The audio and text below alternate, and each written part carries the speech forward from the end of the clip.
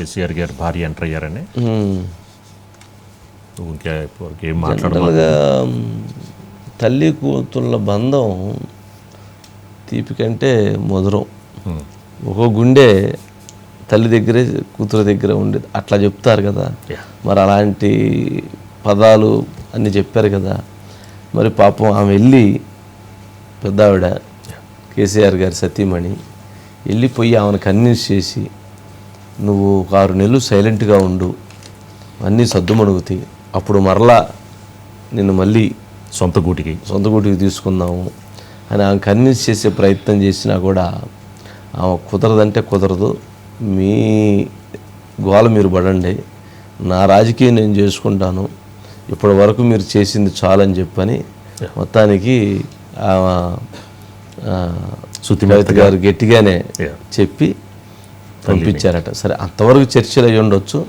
నాకు తెలిసి దాంతోపాటు ఆర్థికపరమైనటువంటి వాటాల అంశం కూడా చర్చకొచ్చి ఉండొచ్చు. అది చెప్పరు కదా బయటికి, ఎట్లా ఇది వచ్చారు, ఎట్లా జరిగింది అని అంటారు. మొత్తానికి కవిత గారు అయితే స్ట్రాంగ్గానే ఉన్నారు. పాపం రాయబారాలు ఇవన్నీ చర్చలు సహజం. బీఆర్ఎస్కి నష్టం జరిగే అవకాశం ఉందని ఇప్పుడు తెలుసుకున్నారేమో. నాకు తెలిసి అంత పెద్ద తుఫాన్లు వచ్చేదైతే ఏం లేదు.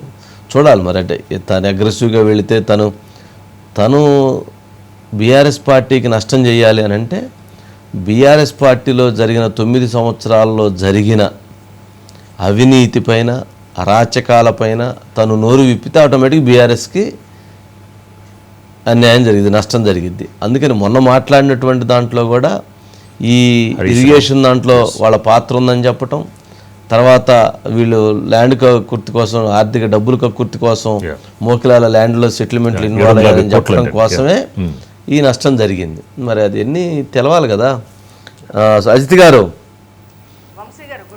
గుడ్ ఈవినింగ్ అండి. ఏంటి మొత్తానికి పాపం తల్లి రాయబారం, కూతురు కవిత గారు ఒప్పుకోలేదు. జనరల్గా కవిత గారు అంత తొందరగా